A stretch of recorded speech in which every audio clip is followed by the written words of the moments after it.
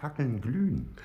Die Nacht ist unserem Plane günstig. Oh, ich bin Was ist? außer mir. Bleibt drin, das steht euch besser. Außer mir vor Freude. Und ich erst. Mit so viel Licht, dann werden wir ihm ein schönes Licht aufstellen können. Der ganze Pavillon ist voller Freunde und Bekannte. Süße Anna. Sohn in Spee spärlich passt mir ja auf. Meine Tochter ist grün, vergesst das nicht. Keine Sorge. Ich habe mit der süßen Anna alles verabredet. Sie sagt Snip, ich sage Snap.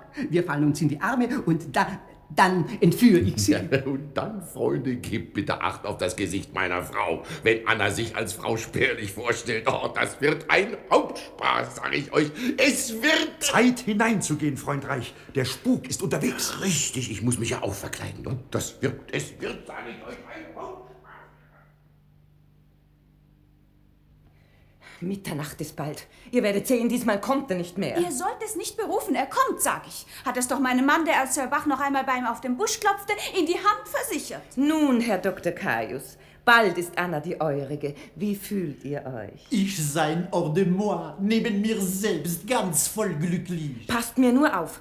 Anna erscheint als roter Elf. Rot, hört ihr, rot. Ah oui, Madame, rot. Ich werden sehen immer so rot. Et puis, ich sagen Snip, Mademoiselle Anna sagen Snap und wir sein erkannt uns allons vite. Au revoir, Mesdames. Wie vornehm er ist, nicht wahr, liebe Frau Flut? Au revoir, Mesdames, au revoir. Oh, mein Mann wird Augen machen, wenn er Anna als Frau Doktorin Caius wieder sieht. Gewiss, es wird eine Klar von besonderem Ausmaß geben. Doch jetzt kommt hinein, Falstaff kann jeden Augenblick erscheinen. Madame Caius, Frau Doktorin, Mesdames, Messieurs, au revoir.